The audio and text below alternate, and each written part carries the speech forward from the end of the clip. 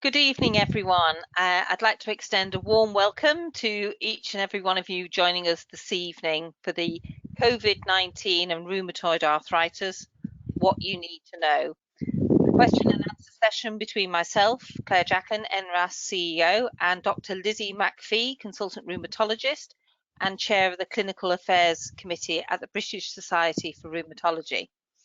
And before we start, I just wanted to explain we have been, not surprisingly, inundated with questions. We are going to try our very best to answer them as general questions. There have been some very specific individual people's questions which we can't answer, I'm afraid, but there were answers to many of the questions that we won't manage to do this evening. We will try and incorporate the answers into our frequently asked questions document on our website. So do bear with us. So during this evening's webinar, we'll, as I said, answer as many of the questions as we can. And we hope very much to bring some clarity and reassurance in what is a very difficult and very anxious time for many of you. And not just you as individuals living with RA, but also for your healthcare professionals and your families, and we fully appreciate that. It's a very fluid, changing situation. Before we get started, I would like to remind you that on this occasion, we are unable to take live questions. But again, you can submit questions for my webinar or my Facebook Live on Thursday. And again, we'll try and do that at some stage. I'm just getting some notices up at the moment to say that we have over 500 people live listening to this broadcast. So thank you very much for doing that.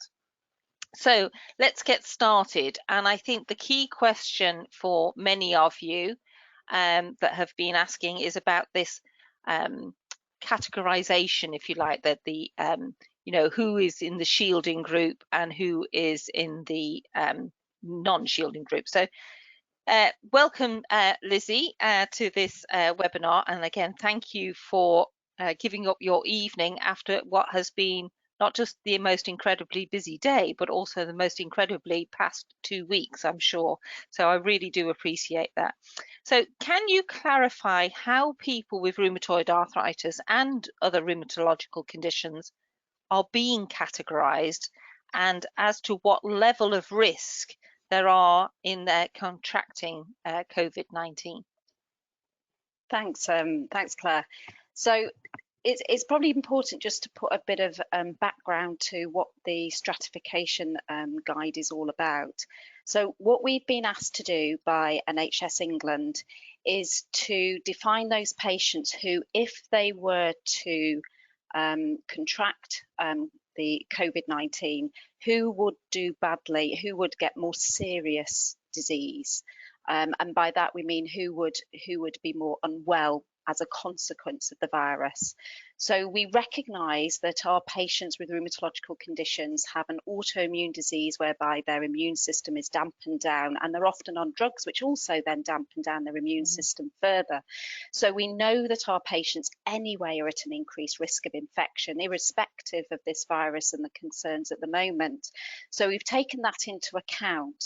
But what we've particularly tried to do with the stratification is to identify additional factors that mean that patients will potentially be at more risk of having a more serious, if you like, reaction to the virus. So obviously the amount of drugs that you take to suppress your immune system puts your risk up of actually getting the virus, but that doesn't necessarily mean that you will do worse if you contract the virus. It's other factors which probably play more of a part, and that's what we've tried to incorporate into the stratification criteria. So things like being older, and we've used a cutoff of over 70 years of age, having other conditions such as diabetes, ischemic heart disease, so having a history of angina or having had a heart attack or an intervention following a heart attack or an acute coronary syndrome, having hypertension, having chronic renal failure, so problems with your kidneys, having underlying lung disease is a particular concern, so asthma, COPD, bronchiectasis. So what our criteria does is it takes into account the drugs that you're taking to suppress your immune system, be that disease-modifying drugs like methotrexate, or be it biologic drugs like the anti-TNF drugs or IL-6 or the JAK inhibitors. And it also takes into account being on steroids. And steroids are a particular concern because they reduce the body's ability to clear the virus. So it means that the virus has the potential to stay in your body for longer. We don't know exactly how long or the impact, but this is from studies that have come out of studying similar viruses in the past, that we know that the body takes longer to clear the virus when you're on steroids. So that's an additional factor that we've taken into account. So the way that our guide works is to score people on the basis of those factors. So we have, I think it's fair to say, recognised one challenge with the guidance when we put it out, in that we made reference to patients having well-controlled disease. And that has caused difficulties because people are then, well, it clearly says well-controlled disease, do this, and I'm in this column. But my disease is active at the moment, or I've got symptoms, or I'm having a flare, and I know that's caused worry for clinicians as well as patients when you read our guidance.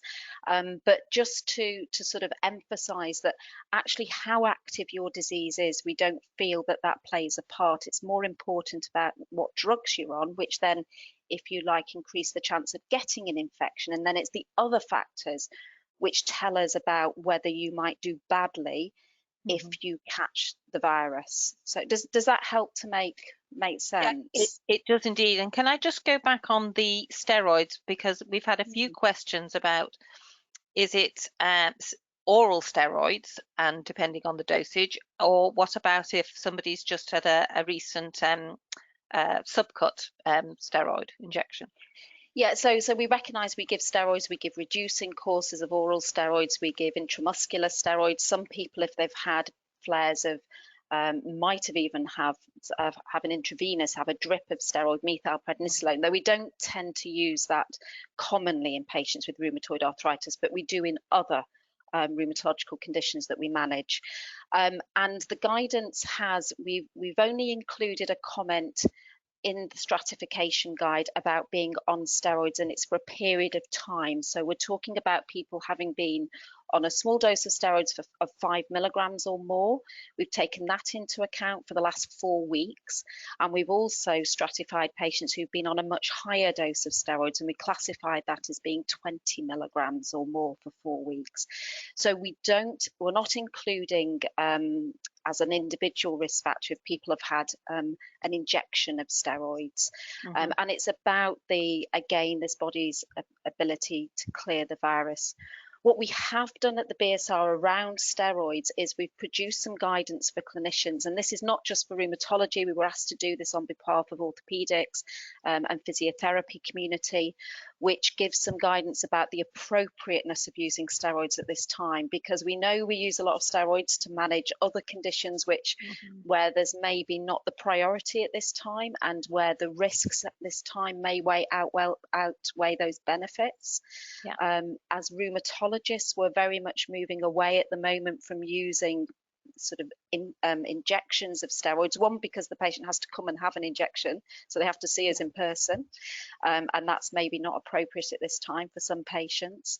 And the other worry is that we dampen down the immune system more very quickly. So we're probably going to be giving more courses of oral steroids lasting a couple of weeks and trying to get away with the lowest dose that we can, and really asking our patients, look, I know you're having a flare, and I know we may sometimes treat a flare with some steroid, but this is the risk at this time. Do you really want to have some steroids? So it's about us having a shared decision with each patient. And I've certainly myself had quite a few patients who said, no, I realise what you're saying at this time. I'll struggle through. I know it's going to settle, but it might take a couple of weeks longer than it normally would when I have a bad flare like this. So they've Hmm. made an informed decision because they've been made aware of those risks. So the steroid guidance is available. The BSR documents, and I have to say, well, it's not an apology on behalf of the BSR, but we are faced with a challenge at the BSR in that we have to design documents for our members, for the doctors and for the nurses who that's who the guidance produced for. And we haven't been able to, in the timescales, produce documents that are what we call patient facing. So we're very grateful to NRAS and all the other patient charities. Versus Arthritis, I know, have also done a guide to complement our stratification guide to sort of put it in more patient friendly terms. Yeah. But if you go to the BSR website, there is actually, you can download or access the guidance that we've given around steroids. Right. Thank you very much, and we'll have a link to that as well on our page for anybody there. So just going back to, okay, so that's how things are categorized, but what will shielding mean, and what it means for households, perhaps if somebody is categorized as being in the shielding group, but their colleague or their family member might be a key worker. Can we sort of explore that a little bit, please? And I think that it's a really good question, because I've been within our department. We've actually phoned all of our patients. We've been in quite fortunate position because it's not yet hit Preston, where I work, like it has in London as yet. So we've had a bit of time to phone the patients and explain. I've had a lot of people say, well, what does that mean for my husband, because he's still got to go to work, or a partner who's still trying to work, and so we've had some quite challenging conversations. So when you're shielded, what we're trying to do is protect that individual from unnecessary contact with people who may have the virus. And as we know, this virus can have very mild symptoms, so people might not necessarily know that they've got it. So the shielding is asking these people to shield themselves away for the next 3 months, to keep themselves away from any unnecessary contact. And that can be very difficult, especially if there's more than one person in that household. The letter provides lots of guidance and potential support and suggestions for how you might get around certain scenarios where maybe you might be reliant on other individuals, advice about going to appointments and such. But it also provides some guidance about what to do with other people in your household. And this is a huge ask. So one of the things that we're asking is, if you've got someone else in your house, is that they maintain a distance from you. And we're asking that people, if that individual, particularly if that individual is having to go out to work or to go out and do things, that they try and maintain that 2-meter distance even within the house. And that's different to social distancing, because social distancing allows the households to mix and be in close proximity, but it's only when you're mixing with people outside of your household you socially distance. But what we're asking for the shielded individuals, if you've got someone in your house who's going out and having contact with other people, then they, whilst they're in their house, must try and maintain that 2-meter distance, which is a big ask. So we're asking, huge. It's huge. We're asking for partners to not sleep in the same bed. We're asking for people not to be in those same communal spaces, to not be in the kitchen together, to sit apart when watching television. I mean, we know what we're asking is a huge ask, and this is huge, especially for families, people with young children. So we're not there to police this and to come round and make sure you're 2 meters apart. We're asking for people to do this as much as they can, and we realize that sometimes people's home situations won't be possible. They won't have big enough rooms to keep 2 meters apart in every room. People won't have a spare bedroom because they've got children in the other bedroom. So it's asking you to read the letter and do whatever you can. If you have someone who's a key worker, then again, there's practical things. I had a discussion just today with someone whose wife's a nurse, to say, well, look, make sure that she goes out in her own clothes. She gets changed when she goes to work into her work clothes, gets changed back into her own clothes before she comes home. and then goes immediately and has a shower, wash her hands when she comes in. So just Mm. practically thinking through what can you do, because still the biggest way in which we're going to transmit this virus is by contact, by touch. So people just taking that extra care. And I've, being a doctor, I'm on various sort of forums of doctors, of people who've created a sort of cloak decontamination cloakroom as they come in and Yeah, put their clothes in one basket and then wash their hands and wash whatever else they can, go and have a shower, get changed into fresh clothes. And so the washing machine might be on a bit more, but this is all about how you can reduce that risk. yeah, And we yeah. can't, unfortunately, even though we are being very strict about the shielding, we can't shield everybody in an individual household. So some people in some households will go out to work. There will be families with young children, and that's going to be difficult. It is. And none of us are making it out that this is easy. This is a huge ask, but if we all pull together, we can make a big difference. And we've heard that tonight on tonight's briefing from Westminster, that it is beginning to have an impact, this social distancing. Just going back to the famous letters that everybody seems to be seeking. Some people are saying, well, why haven't I? Can you explain the process that the rheumatology units are having to go through? And I know it Mm. sounded simple, but by golly, it's not simple from what I've No. heard. Just explain how that exercise is and why perhaps some units are finding it more difficult than others. No, and thanks, because I think this is really where I can sort of help to put things a little bit in context. So we haven't made our job easy in rheumatology because we have a group of complex conditions with complex drugs, and we've been very keen that our guidance helps to take into account different factors.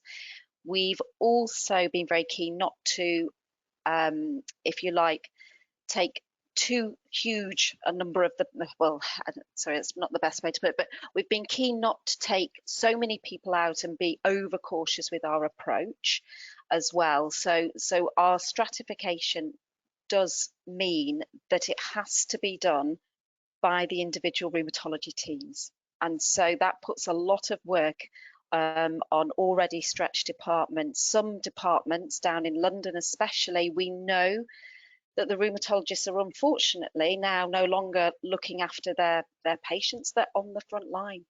I know of several departments where they don't have anybody at the moment within the department because they've all been called to look after patients on the wards.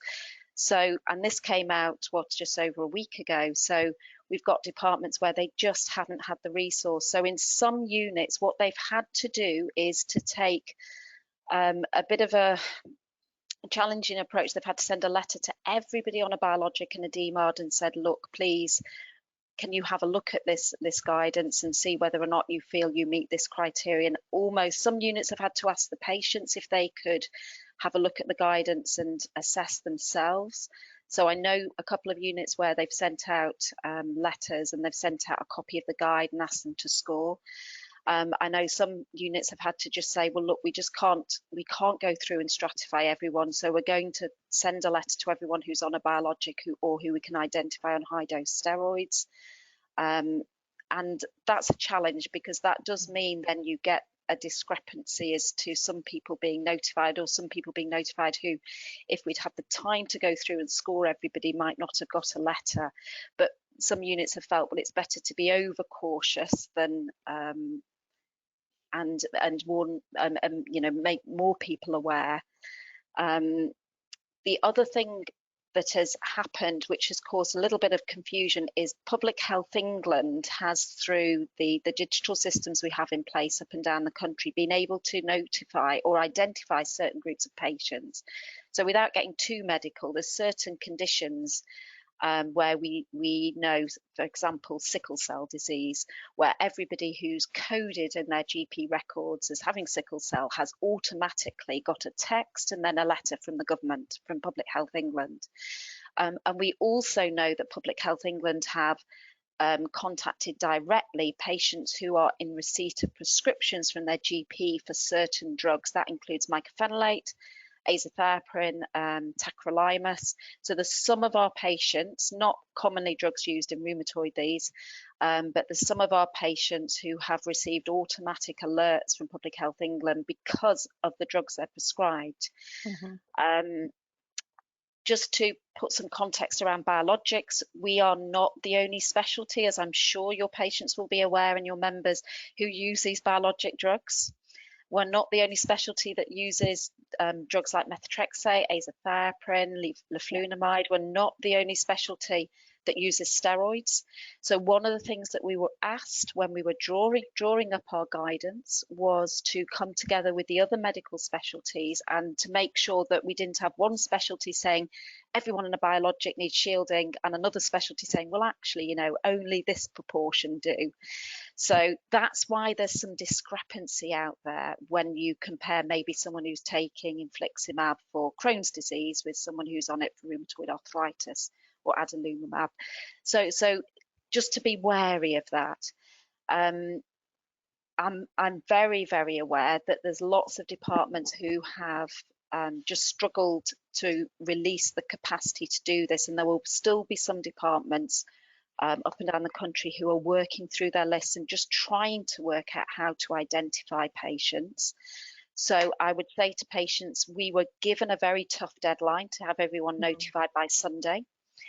But that was only communicated to us a week before. So this is a huge ask of departments at times when they're already stretched.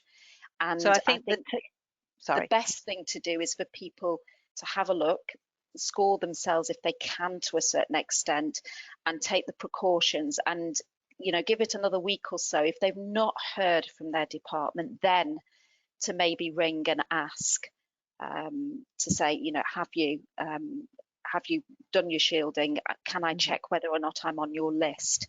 We've been lucky, we've got electronic records up in Preston, so we've been able to do searches, but there are some units still on paper. Yeah, so so I think the take-home message is there, you know, if you haven't had a letter but you think you should have had a letter, give it a few more days before you may find it difficult to get through to your rheumatology units.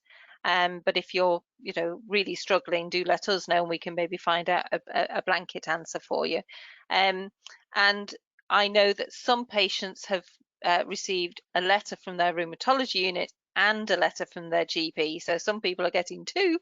But of course, for many people, this letter is vital because of their work. And they're saying their employers are saying that they want to have a letter. And I think that's a very difficult situation for people because they think they should be self-isolating or, you know, shielding themselves, but they're being put under pressure from their employers.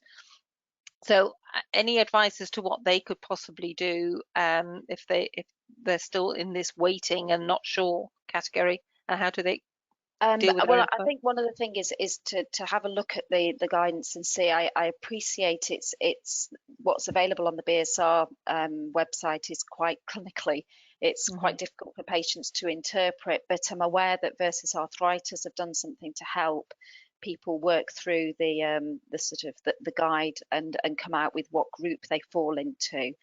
The big thing is whether or not you're in the shielding group when it comes to work, because the challenge for the key workers is whether or not you can social distance at work.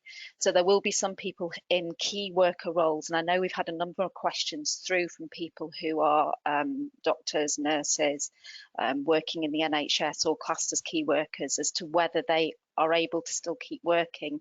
If you're in the shielding group, it's an obvious no, because you're meant to be in your home. So that's easy. But the difficulty comes with patients who are on, you know, a couple of drugs, immunosuppressive drugs, maybe a biologic and methotrexate as an example. And the advice that I've been given, I've spoken to actually two, one nurse and one consultant today, my patients, to say, look, if you cannot socially distance at work, keep that 2 meters, then you're not safe doing that particular role at this time. So you should be asking if there's other roles. So you can still play a role, But it might be that you have to man the telephone appointments, or that you have to provide support in a different way to the department. So it might be, filtering through referrals and making sure, or as I said, picking up advice line calls. It Yeah. depends on your role. So, but it's And that of course, being able to social distance at work. I think that's key, for some key workers who are, bus drivers, delivery men, stacking shelves.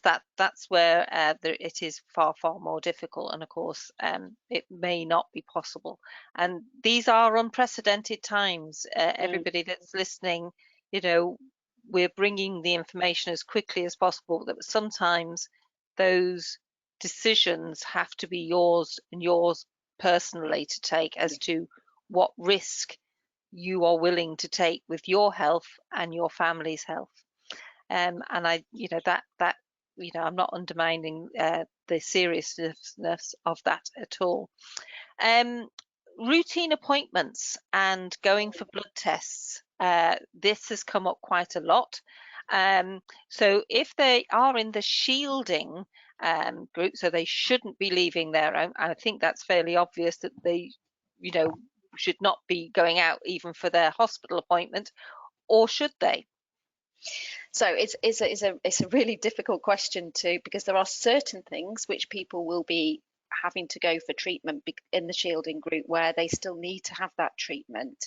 Certainly for their routine, if you like, follow-up rheumatology appointments, I think most of your members will find that their departments have now gone to everything being by telephone anyway. So certainly we moved over as a department over a week or 2 weeks ago now to doing everything by telephone, and I think a lot of departments will have done by the end of last week, if not this week, be now moving over. So I would suggest to most people that will be the way forward for the next few months, in which case that gets around everybody's dilemmas as to whether to come to an appointment, because whether you're shielded or not, we're still doing appointments. And unless you hear otherwise, then I would assume your rheumatology department is doing their follow-up appointments, but they're going to probably be by telephone. Yes, indeed. And blood would tests, that be? Yes, yes, blood test. and blood tests. So blood tests are a bit more of a challenge. What we realise is that we follow guidance, which is from the BSR, about how often we should be doing bloods to keep people safe on their treatments.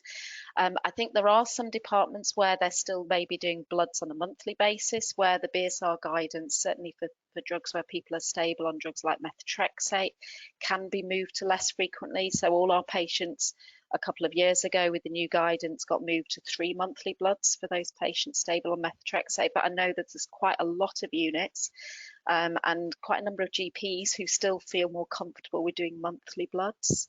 So we have produced some reassurance really to members on the BSR website that blood's frequency can be relaxed at this time and reduced. But the challenge with the shielding group is to leave someone for over 3 months without blood. So it's a balance with the clinician as to whether they feel that appointment can be pushed back. And what I've said to patients this week as I've been contacting our shielding group is to say to them, look, your blood test in the next couple of weeks we need to do, but be assured when you come that there'll be minimum numbers in clinic, and we'll make sure that there's only 3 in at a time. That's the amount of the patients we've agreed to see volume wise, and we will keep to those numbers. And what we've said to people who are maybe due a blood towards the end of their 3-month shielding period, we've said, look, we probably will try and move that back a little bit. So I think it's, again, I'm not here to give the answer for everybody. I'm here to just give some general principles and guidance. But it's worth patients, if they're worried, checking with their rheumatology teams, because what they don't want to do is not turn up and then people not be able to safely issue their prescriptions. Exactly. So that's the biggie. Yeah. And talking about prescriptions and different medications, again, we've had lots and lots of questions about them. There is talk throughout, on social media and other places, news reports about the drug tocilizumab being used in treating coronavirus. What are your thoughts? And somebody's saying, you know, if I'm on tocilizumab, does that mean I'm, you know, going to be immune to getting coronavirus? I would think You're certainly probably not answer safe. is definitely No, no. no. You're Yeah. not. So there's a couple of really interesting studies going on. There's been a study using tocilizumab, and there's been also a study using one of the JAK inhibitors, I understand. And there's now the recovery study in which they have an arm of patients who are going to be prescribed hydroxychloroquine. Hmm. So there's a few rheumatology drugs which are looking very interesting in as being potential treatments for those who develop the more serious presentation of COVID-19. But what I would emphasize, it does not infer any protection for you. So please, you know, don't think that because you're on tocilizumab or on hydroxychloroquine that you're going to be protected against this virus. There have been lots of queries through, and we've already had a few reports coming through the BSR about challenges with getting hydroxychloroquine prescriptions. And we don't have a way of, if you like, protecting the supply. And we are a little bit worried about that for our patient group, and we're trying to sort of make sure, but it's a prescription only drug. So, you know, people shouldn't be able to get hold of it for other reasons. And, you know, as far as how many people are going to be treated as part of these studies, I would hope it's not going to have a huge impact on our patients being able to get those drugs. But no, they don't infer protection. So please don't Right. Yes. relax your rules. So, Exactly. And just to regarding the hydroxychloroquine issues and, you know, concerns about supply, we have put a question out to Keith Ridge, who is the chief pharmacist, about that, because that's been something flagged to us as well. So we will keep people updated as soon as we hear as well, and we'll be liaising with the BSR on that. and People, it was sorry, Claire, can I, with respect to the tocilizumab and the studies that it was used in, it was, my understanding is that it was given in the intravenous rather than the injection. So most of our patients will be on weekly injections. So Mhm. I don't think our patients should be worried about the supply of tocilizumab in the instance if it's used in any studies, because it's the intravenous, it's the drip, which we, Yeah. so. Thank you. Thank you for clarifying. And talking about intravenous infusions, etc., rituximab, again, if somebody is due to have their rituximab, or they've had the first dose and they're due to have their second, there's some concerns about, you know, how safe is that, or should they go ahead or not? So one of the things that our specialty has done is produce some guidance for departments about the appropriateness of some treatments at this time. And rituximab is a worry because obviously once it's in, you can't get it out. It's not like the weekly injections or fortnightly where you can stop things. So I think, like lots of departments, we've taken the approach with our patients to have an informed discussion with each patient as to whether how if you like, how desperately they need that treatment, and to discuss with them, look, if you wanted to defer for a month or so, they might opt to. It's a really difficult, as doctors, we like evidence-based medicine. We like to know, and nobody knows the answers to these things at the moment, which is the worrying bit for us. So, but because of the way in which rituximab works and dampens down the immune system, we are, if you like, again, having that discussion with each individual patient to say, look, if you can possibly hold off, would you like that choice at this time? And I think, again, it's each patient weighing up how much they're struggling, knowing that it takes a little while for the drug to kick in anyway. It's not something that you're going to get an immediate effect from. And people will be given some steroids alongside their infusion as well. So that's another thing to take into account. But the rules are no different with respect to how long you would have to self-isolate, as far as when we've been looking at stratifying patients, we've taken with the advice is to look back over the last 12 months of anyone who's had a rituximab infusion when you're applying those stratification criteria. Right, okay. Just a question here about the vulnerability. do you think it's impacted by the length of time somebody's been on immunosuppressants, whether they've just started or whether they've been on these drugs for many years? Will that have an impact at all? We're not of any belief that it's to do with the amount of time on treatment. So that's why our stratification guide doesn't differentiate between people and how long they've had their disease or how active their disease is or how long they've been on treatment. It's the treatment that they're on at that moment in time. We've had quite a lot of challenging discussions with people who've got very active disease and need to start a biologic.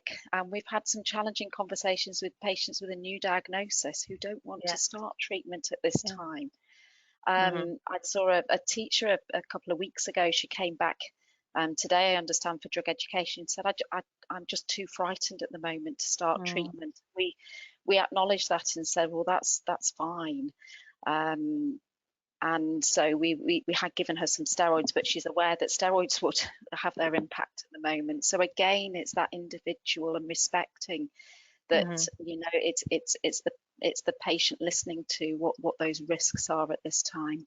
But biologics are a particular concern because the risk of infection is highest in the first 4 to 6 months of starting treatment. So I think there is this balancing this risk with the patients and just helping them to understand that risk is highest in this first few months about catching and that's any infection, that isn't just COVID-19. And again, patients might defer just for a month or so, or a couple of months. Yeah.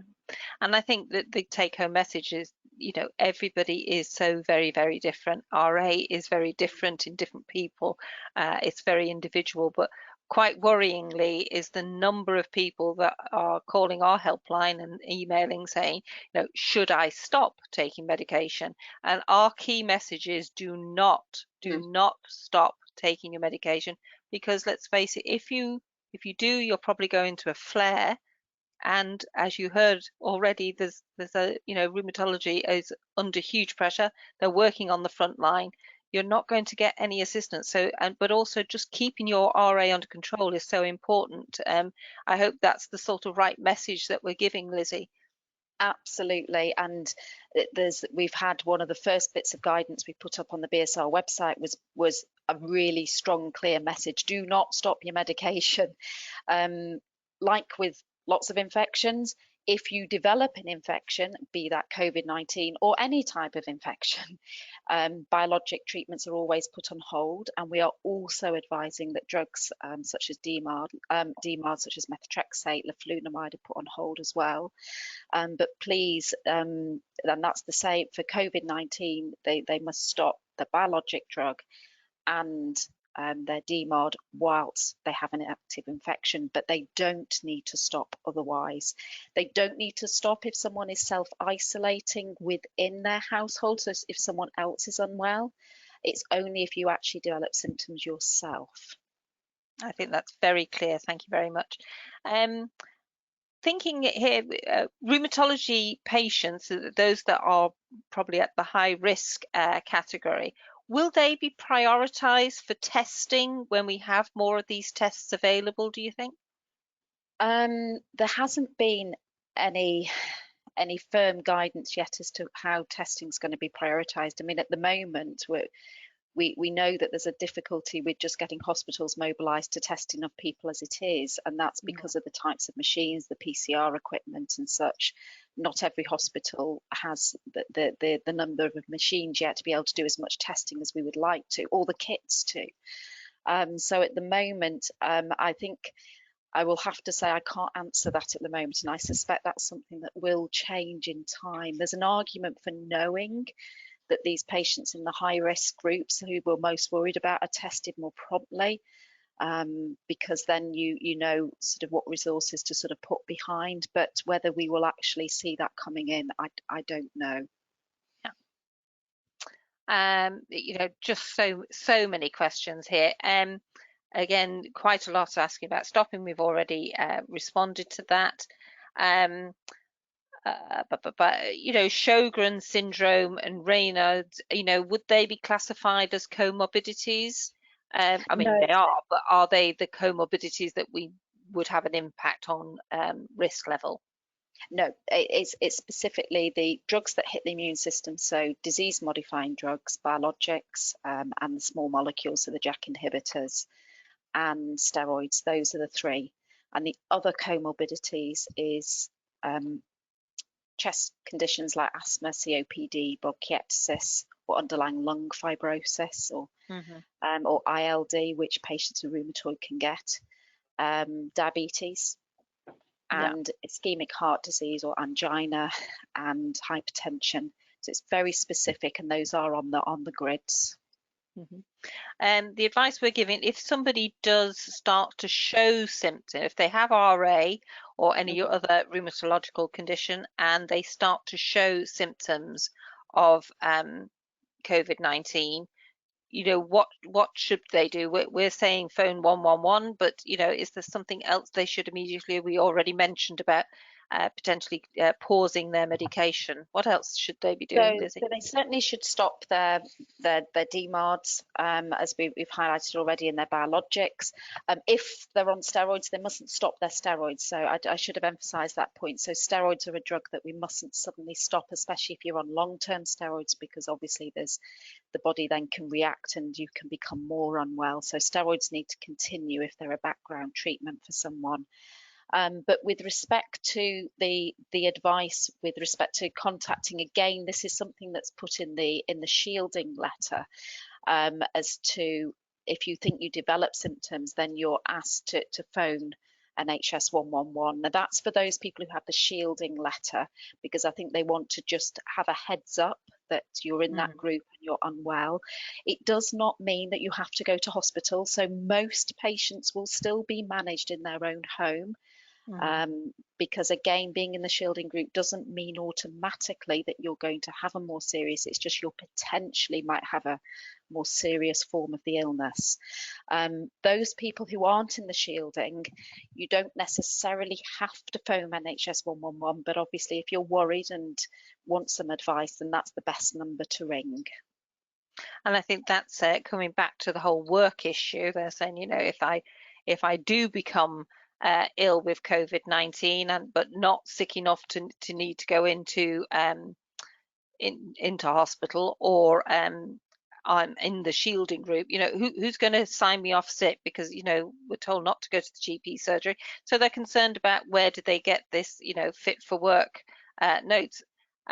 What we're saying at NRAS is this is unprecedented times. And I'm sure at the end of this, there will be some employers that will come out of it as being supportive, understanding, and, not insisting on these sorts of fit for work notes before they'll pay sick pay or whatever. And there'll be some employers that will come out of it looking pretty shamefaced. And, it's not an easy answer again, especially for those on lower incomes. We don't know what the real answer is for that. What are you suggesting, Well, I for think at the your moment there patients? is certainly that there is no, and I know that there is stipulations as to how many days you can self-certify, but as you've said, Claire, these are unprecedented times, and so that the 5 days of self-certification rule has to be at 7 days. If you develop symptoms of COVID-19, that the guidance is for everyone, and this is I'm actually ironically self-isolating myself at the moment, because just over a week ago my daughter had a fever for 48 hours, so we've had to self-isolate as a whole household for 14 days myself, because I've been asymptomatic, I've not had any symptoms. But if you have symptoms of COVID-19, then it's 7 days that you have to self-isolate. And if you have someone in your household, then the rules are it's 14 days that you self-isolate.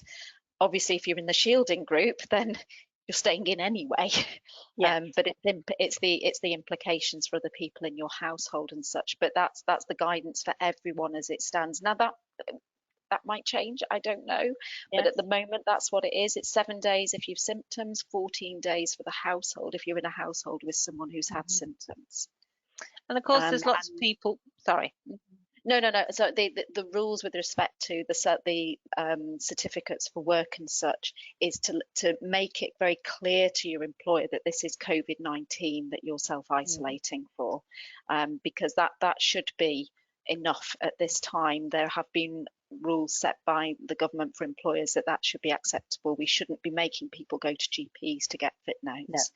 And we've had to be very firm, unfortunately, with a number of patients to say, we can't provide you with a letter from your employer at this time. This is not a priority. And we've had to get them to go and point their employer at the guidance that's online about things like shielding, about social distancing, and that they fall into the group that need to be adhering to this. Yeah. And I think that's what we're saying on our helpline as well, is, really asking rheumatology units to be typing letters for employers that are not is not a priority. And I know that's difficult for the person going through that at that time. Some questions here about how can I boost my immune system, stay on my medications, but is there anything I can do to support my immune system, over the counter things and things like that? So I'm going to sound a bit blunt with this. If we'd have known it before COVID-19, we'd be telling you to do that anyway. So Yeah.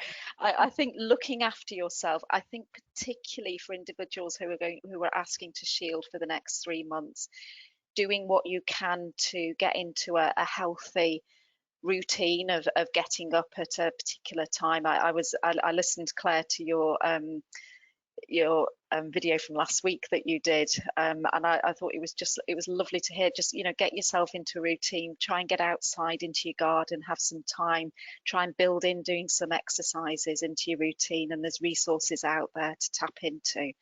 So I think looking after yourself at this time is what's going to help you to keep strong, because as much as physical strength, it is the mental strength at this time. And so I think we can't underestimate the impact all of that has on our immune systems. But otherwise, I don't have any magic cures that I was keeping secret before COVID-19. I'm sorry. Yes, and it's a very common question that we get all the time, Yeah. and we answer exactly the same. If there was something amazing out there, and people are different, something will make you feel great and stronger, than fine, as long as it's not interacting with your prescribed medications. And just on the, keeping mentally and emotionally well through, I think the concern is because we can't see the end. We don't know. Is it 2 weeks? Is it 3 months? Is it 6 months? And we're hearing, it's frightening. And that's where, we've launched a new service at NRAS called Here for You. So you can go online and fill in a short form to just say, I'd like to talk to somebody else. And we've got fantastic trained telephone support volunteers who can just have a chat over the phone. They know what it's like to live with RA. Sometimes even your nearest and dearest don't know really what it's like to live with that condition, with the condition. Talking to somebody else can really help, and it's just that peer support to see you through some perhaps dark days that might be ahead. Keeping positive, good sense of humor. There's amazing silly things going around on social media to make you laugh. And just looking at my family is enough to make me laugh. So being cooped up with them all the time is challenging, to say the least. I know there's been some really good stuff, but the routine, I think, is important. Do try to keep yourself into a routine. And that's even for those working from home.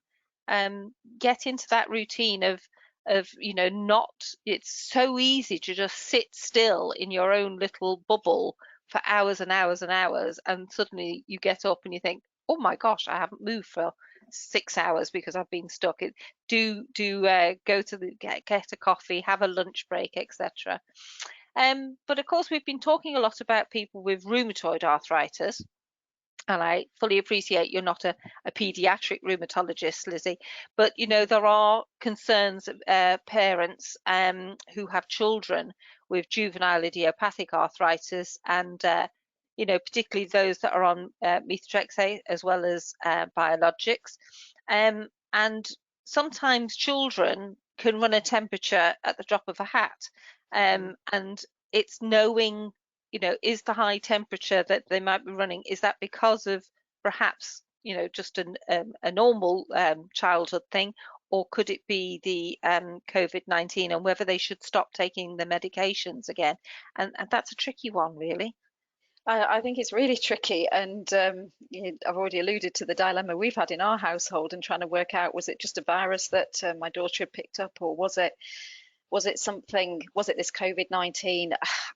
I think what you've got to do in those individual circumstances, for parents of children with JIA, is that's where your rheumatology advice lines come in, and speaking to your team. Certainly the advice for children is the same as it is for adults, in that you mustn't stop your treatment unless you have symptoms. So, but obviously if they've got a fever and such and you're worried, then that's the reason to stop the treatment and seek some advice from your team. And I'm very mindful that I'm saying this and that people are struggling to get through to advice lines and such. But it's the same as you would for any infection, isn't it? That you would put your treatment on hold. Children, as we've heard about a lot in the press, are not getting this illness as seriously as adults. And it's particularly older adults who we've been particularly worried about, which is, as I said, why our criteria takes into account age as a factor. But the criteria is still there and applicable across children as well. And paediatric colleagues did feed into the stratification guide that was drawn up. We realised that it's quite alarming as a parent of a child with JIA.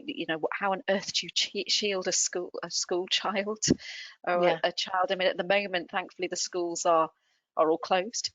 So it's sort of taken a little bit of but schools will reopen potentially at a time where some children may well still be in this shielding group. So how that's worked round is going to be a big ask of schools and families. And how do you keep a child separate from the rest of the family? We've already talked about the challenges of having just one individual in the household who needs shielding. But how do you then apply that to the whole family, especially if people are going out to work and you've got other children? So the rules are there for children. We're not as worried about children getting the more serious forms of the illness, but still, I can only imagine it must be a very scary place to be as a parent.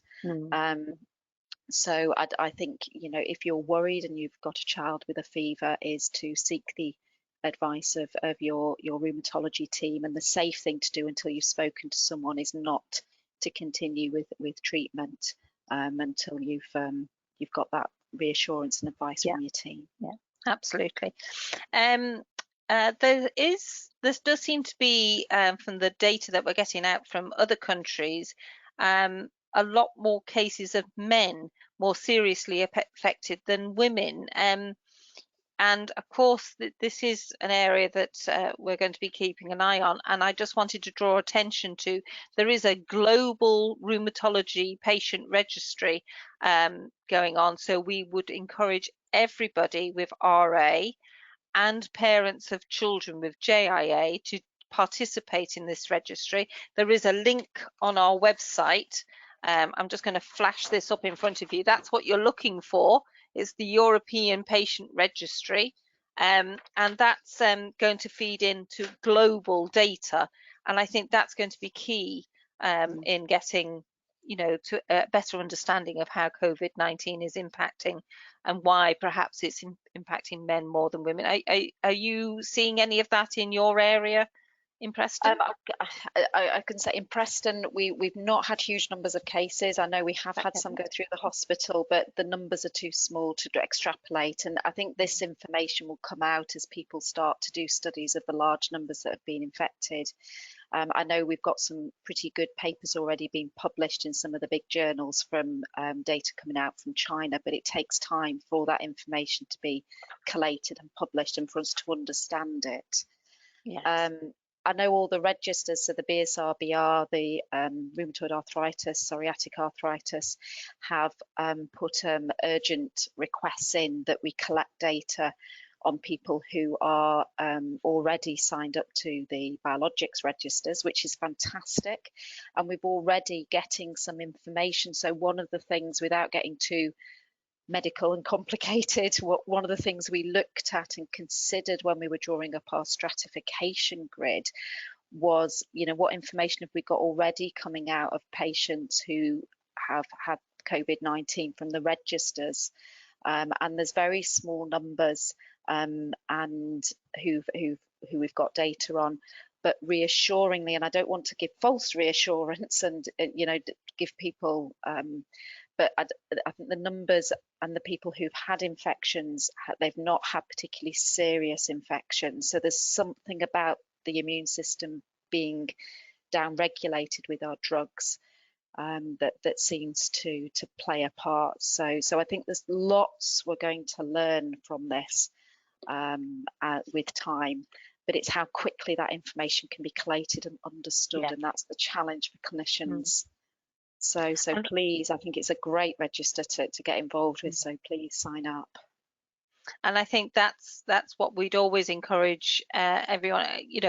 Sometimes you're asked to fill in questionnaires or fill in these forms all the time. You think, I wonder what happens to that data, but believe me, it does make a massive difference to not only just understanding this virus, but also getting a far better understanding of all these rheumatological conditions. So please do, continue to support your registry, the British Society for Rheumatology registry, but also this European one.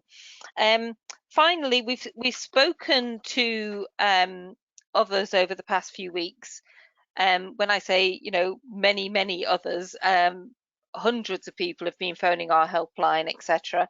But one thing that keeps coming up is that they are all incredibly thankful for the work that NHS are doing. And we have to really be, when I hear from patient organisations from different parts of the world, it does make me eternally grateful for the work of NHS staff. So do please pass that on to your colleagues, Lizzy.